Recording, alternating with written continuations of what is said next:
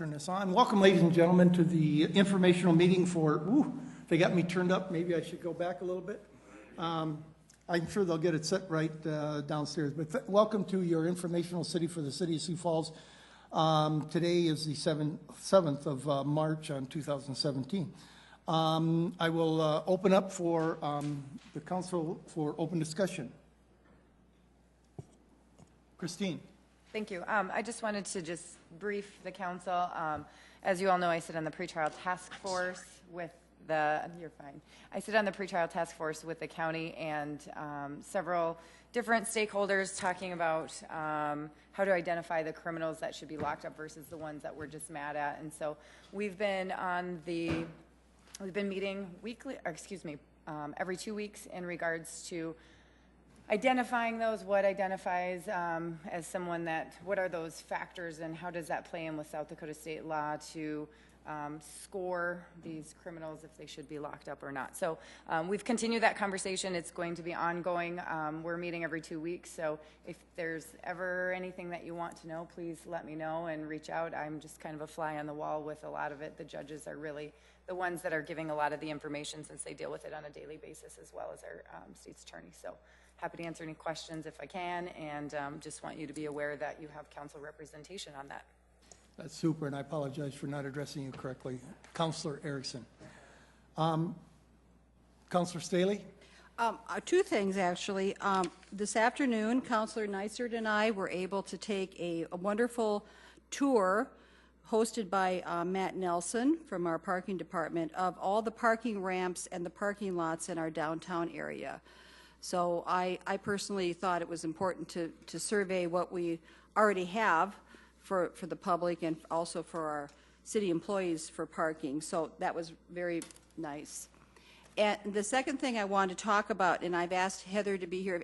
Heather, if you have anything that you would want to have for input on this, but the issue that came up yesterday dealing with the press conference for the Levitt Pavilion, and it didn't come out in time to have the 24 hours of notice that we would like to have. And I know I had a conversation with other council members that were concerned if they wanted to go that they would be able to do that. And so we were kind of throwing things around that maybe we want to do an ordinance of some sort or something that we could ensure in the future that we have that 24 hours of notice so we could all go. So I just wanted to bring that up, and Heather, if you have something you want to add to that. Thank you, Council. My name is Heather Hinderdahl. I'm the communications specialist for the city, and I do work in the mayor's office, but I do support all 12 departments with their communications needs, just so that that's clear. In general, the audience for our news conferences is the local media, and we have worked hand in hand with our local media outlets to make sure that the procedures and processes that we use for scheduling our news conferences meets their needs, because they're the ones that come to these news conferences and help us communicate to the public, which is our ultimate audience for our news conferences. Anytime I think about something in communications, I always think, well, who is the audience? First of all, you start with your message, and then you start with who is your audience. And in the case of a news conference, our audience is the local media, and how we schedule those and how we notice those does meet their needs. And while city councilors are certainly welcome to attend our news conferences, they're not intended to be public meetings. And I think by requiring that we have a 24-hour notice or that it's on the notice of public meetings, it would really hinder our ability to quickly communicate to our citizens. There are days where something goes on and we have a news conference really quickly. For instance, take last Friday. We had a police call at 3:45, and by 4:30, Sam Clemens is standing down at Falls Park at a news conference with the media around him so that we can explain to the public what happened and how they are safe. We have weather events where there's a blizzard, there's a flash flood, and we don't know about it that morning, but that afternoon we're having a news conference. And so to put those kind of restrictions on how we can communicate to the public, I think would really hinder our ability to do that. Questions for Ms. Hinderdahl? I thank you. That gives me a very good explanation of why in almost every time you do allow 24 hours, if at all possible, but there are times when you just can't. And I think it's one of those things where we just say, unless you abuse it, we're not going to do anything with it. But, and I'm sure the mayor probably feels the same way. Well, and just to clarify too, obviously today's Levitt Pavilion News Conference was not an urgent matter, but it also was a very operational matter. It's the design of an outdoor amphitheater that has been discussed publicly many times before today, and likely will have continued conversations about in the future. Councilor Seeley, anything else? Well, let Councilor Erickson go. No? Oh, okay. I thank you for explaining that. I think that's helpful. And I think in some of the examples you gave were areas where it is an emergency and that you need to quickly communicate with the community to know that they're safe and that they need to take cover because there's a storm coming or something of that manner. I completely agree with that, and I think that's well worth it. I think the example was given that the press conference went out at 1 o'clock, and so had it been sent just a few hours earlier, it would have been an opportunity for the council to go. And oftentimes, I don't think that we have a quorum at a lot of them, but occasionally we do. So I think it's just maybe it allows us to be able to plan so we don't violate that and don't feel that we can't come. And so if at all possible, if there's a way that we can kind of do that, I think that it's benefits not only the public, but as well as the council, because we ultimately vote on it. So maybe we're not your audience, and that's okay, but ultimately we make the decision. And so for us to be able to go and hear the dialogue, hear the questions, because not everything is being communicated if you watch it back. I've watched them back and I've been there, and you see much different conversations that take place. And so for me personally, sometimes being there, I get more out of it. It might be helpful that I can be a better advocate for a project or whatever it is. So, but thank you for explaining. I think that helps a lot with it and kind of helps understand the process of it. Yeah, we could certainly consider trying to send those media advisories out a little sooner. Even in the ordinary, everyday operational ones, there are a lot of things that could potentially hinder me from being able to do that. A lot of things are very fluid in my job, and things change quickly. And we might have planned an outdoor news conference, but the weather is bad. And so then we change it because of the forecast for tomorrow. We change the location, or someone is sick, so we have to change who's listed as a speaker. There's a lot of things that are very fast moving with the things that I do. And so there could be a lot of reasons why it doesn't go out. But keep in mind as well, we have a lot of ways that we communicate with you as counselors. I'm not sure that a news conference is the best way to communicate to you. And so I would just like to keep that in mind, that if you ever have questions about anything, probably those one-on-one conversations, a meeting, an email. Obviously I'm standing here today at a City Council Informational where we communicate a lot with all of you, and probably some of those avenues would be a better way for you guys to get that information. Councilor Kiley. Thank you, and I was just going to say that council leadership can follow up with this further too with our discussion with the mayor this coming Friday morning. So Heather, thank you very much for being here. Thank you, Heather. Thank you very much, Heather. Okay, any other, Councilor Starr? Thank you, Mr. Chairman. I just wanted to remind the rest of the council that this Thursday is the first anniversary of Compassionate Sioux Falls. Our city clerk, our assistant city clerk, Denise Tucker, has been very active in this group. I've been active attending a lot of their programs. But again, on Thursday, March 9th from 5:15 to 7 at Augustana, I'll say University, so I get it correct. I caught myself. Yes, I better. But the highlights is recognition of compassionate businesses, organizations, and individuals. There'll be community speakers reflecting on Compassionate Sioux Falls' first year. And the part that got my attention is that it's a free event and a free meal will be provided as well. So if you have any other questions, I'd be happy to answer them, or it'd be even better to speak with Ms. Tucker. Mr. Clerk, do you know if Denise is cooking for this?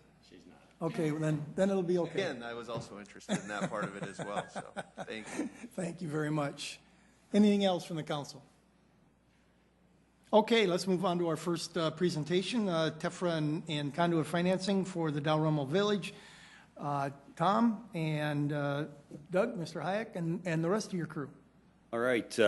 Thank you, Tom Grimman from Doherty and Company. And today we have Darla Van Rosendale from the CEO from Dalrymple, Kevin Kaufman, the CFO from Dalrymple, and Doug Hayek, who is the counsel for Dalrymple, is here. If we have any questions that I can't answer, the TEFRA, very similar to what we had before. My Army days here, never show up with a presentation without an agenda. Here's the agenda. This is what we're going to cover. So we have our Tax, Equity, and Fiscal Responsibility Act, 1982. Basically what this does is it sets in motion where a 501c3 can come to an issuing authority like the City of Sioux Falls and ask them to issue bonds on their behalf, and gives the public the opportunity to come and speak about that, whether for or against, if they have any opinion at all. The TEFRA notice, or TEFRA, was published on the 24th, and we'll meet the timeline to have the TEFRA hearing on March 14th. Dalrymple, again, a conduit financing. Dalrymple is what they call a 501c3, a not-for-profit organization.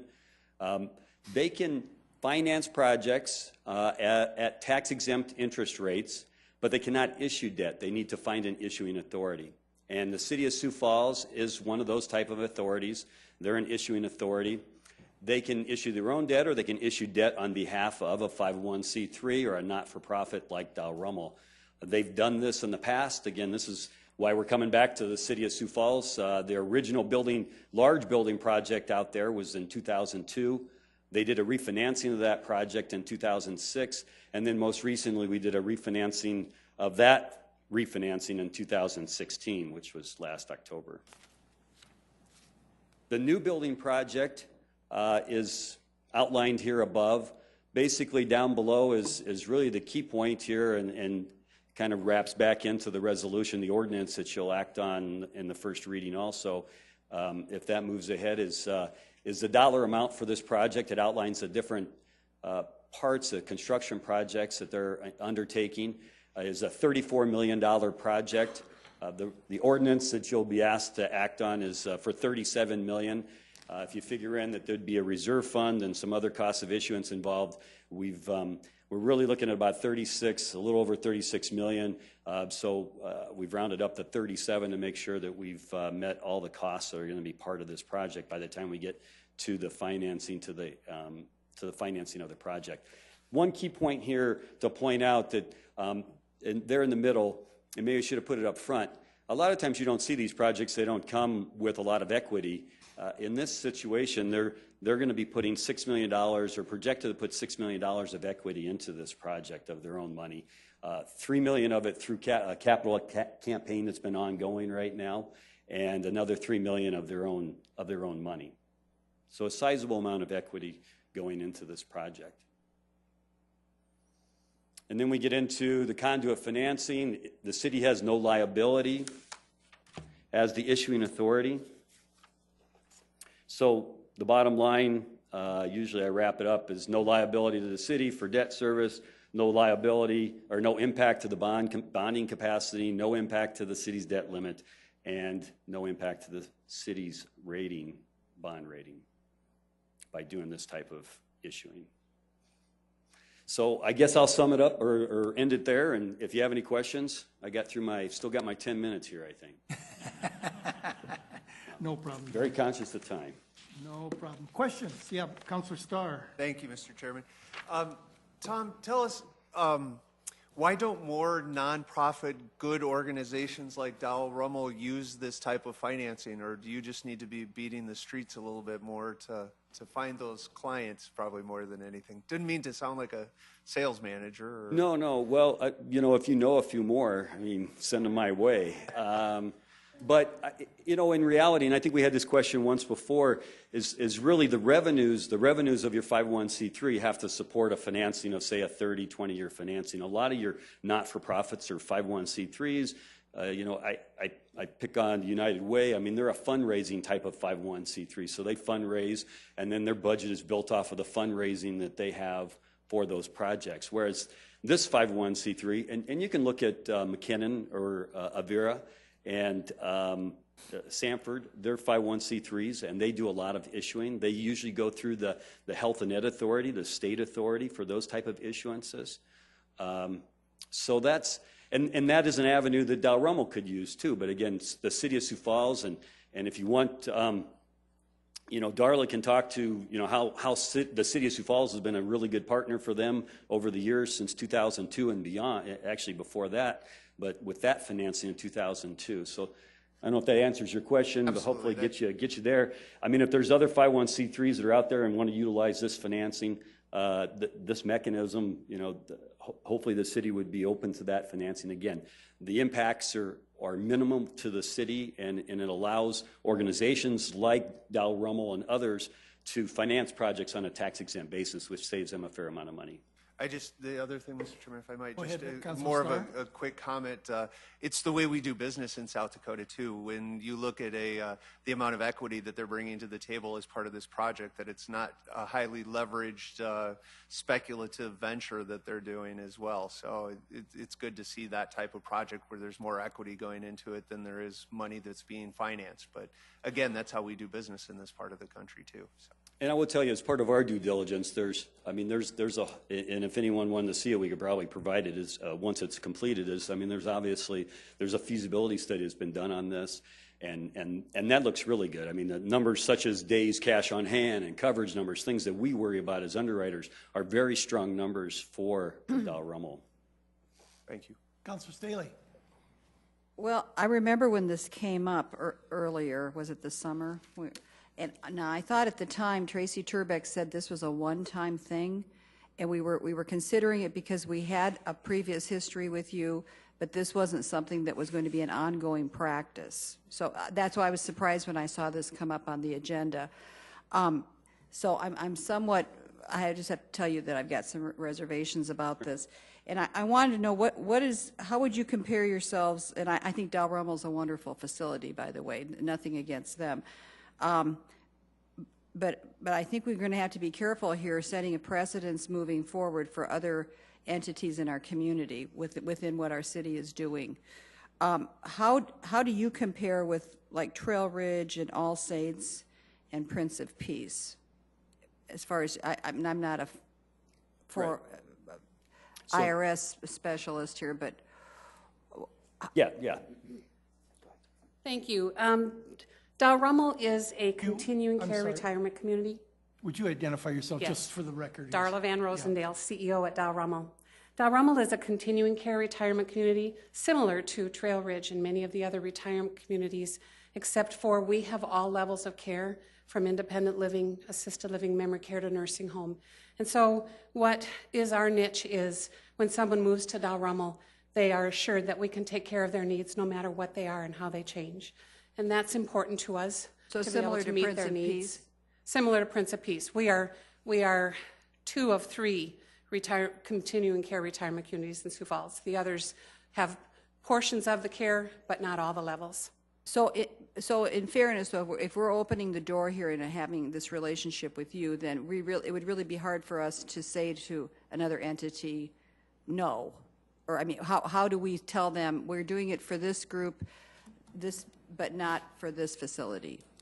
I will say on behalf of Dalrymple, one of the reasons we come to the city is we take pride in the fact that we are a local business. We started here in Sioux Falls 53 years ago. It's important to us to support local businesses, and that's why we turn to the city to partner with us, because supporting each other as local businesses is important to us. Many of the other communities provide services as we do, but they have corporate offices in other parts of the country. And we are a Sioux Falls business, and we take great pride in that. Tom, did you want to add to that? I think there could be I something. just want to add that, they have the opportunity to come do the same thing. When Trail Ridge built their facility, I think their issuing authority was Lincoln County, or it was the state. And then Prince of Peace, I believe, falls under the umbrella of Avera, and they do I think they do all of their financing through South Dakota HEFA, so Health and Education Facilities Authority. So they could come. I can't think, did you mention someone else in there that was a 501c3? All Saints? All Saints, I don't think now. That's a for-profit now, I believe. So Touchmark is a for-profit, so I don't think they would qualify as a not-for-profit. Again, I could be misspeaking. I don't want to. That is correct. They are a for-profit. So they would not qualify to come down here and issue tax-exempt debt. And then the other ones I think are Good Sam, and Good Sam does most of their stuff through the Health and Ed Authority also. Again, much of their stuff is ongoing and a lot larger than some of these this facility and other smaller facilities. Let's just say that Active Generations, picked out of the blue, folks, no intent to have that done or anything, just that, comes to us. What kind of vetting do you do? And I'm assuming that is one of the reasons that you're here, to tell us that you have vetted this organization thoroughly. Otherwise, you're not going to issue the bonds to the people because the next time you go out to try and sell those bonds, no one's going to buy them from you if you haven't vetted it properly.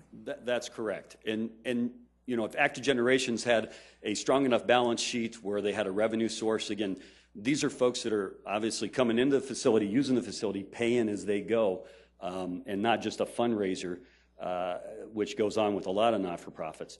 But if Active Generations had a revenue source and they wanted to securitize that revenue source and build a new building or expand their building, we'd definitely look at that and come to the city or come to the county or one of the other issuing authorities to be able to do that. Okay. My point was, you're the vetter.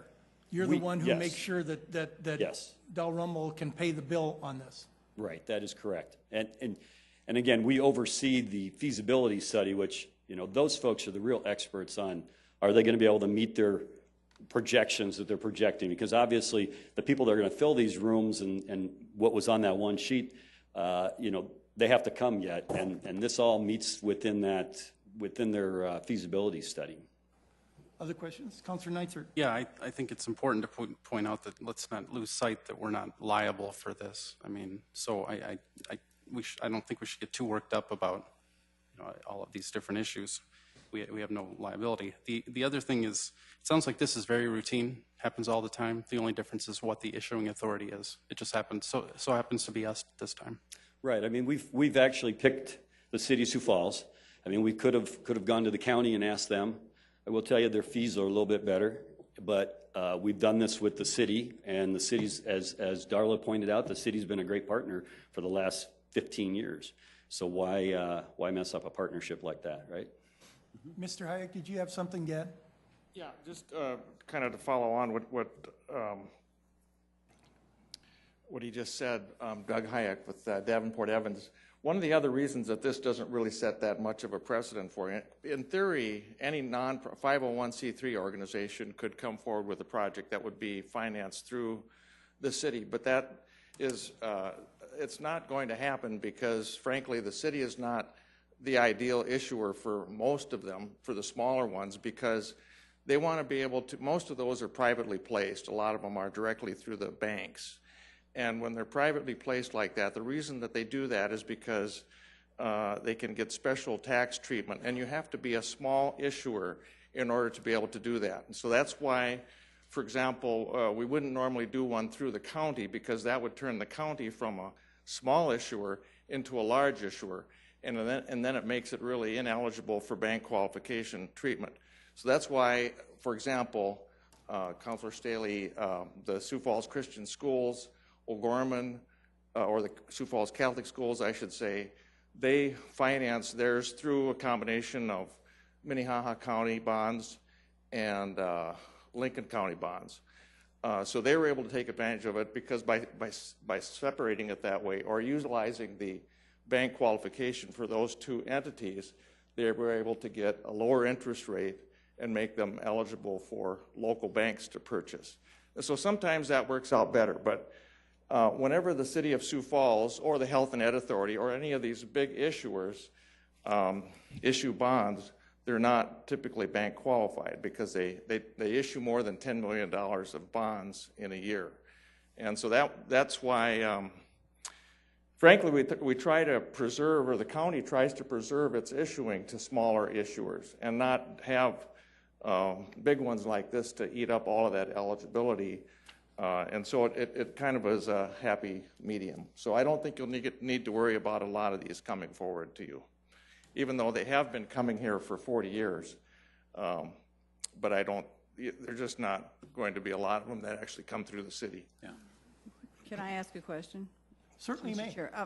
Okay, so let's say that we didn't do the deal, then where would you go? Well, the Dalrymple would probably then have to start all over with the State Health and Ed Facilities Authority. And I mean, it would set the project back a long way because you got to go through the whole process again and incur additional expenses. And really, in the end, as has been pointed out, there's really nothing to be gained from that because there is no legal liability, not even moral liability for these bonds. There is no liability for the city whatsoever. Frankly, all it is doing is lending its ability to issue tax-exempt bonds to a 501c3 organization. That's all it does.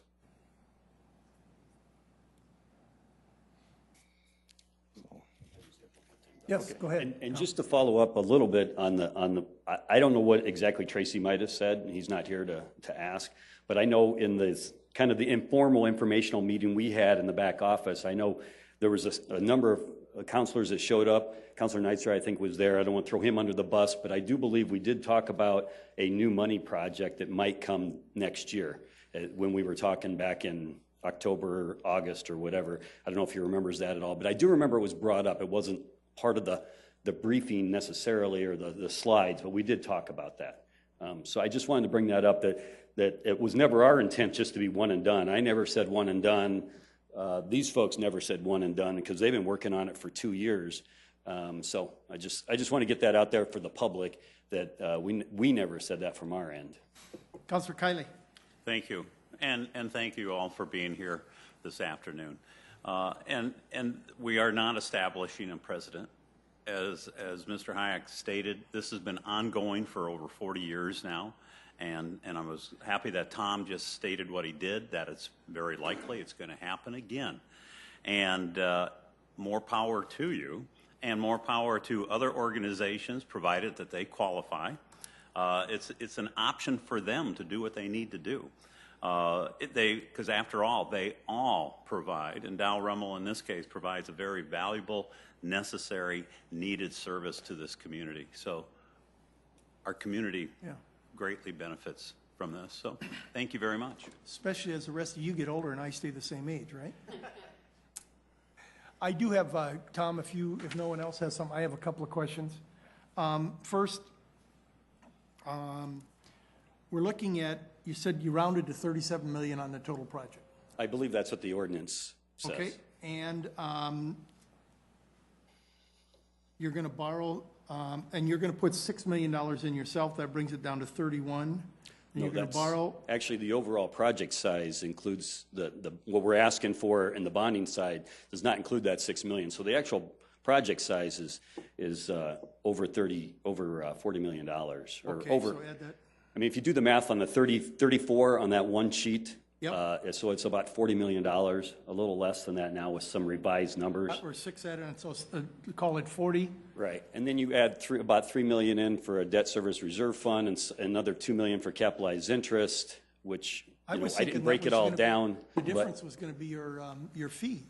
Well, yeah, from 30, I knew where you're going with this, $4 or $5. Councilor Rolfing, but I wish. No, Okay, it's not. Okay. No, okay. Believe me, those guys wouldn't let us. I do have one concern, and I'm sure I'm looking at this wrong. If you've got a let's just call it $37 million overall project in brick and mortar, you've got 30 units assisted living, memory care, 30 units assisted living, high acuity, and then another 7 apartments.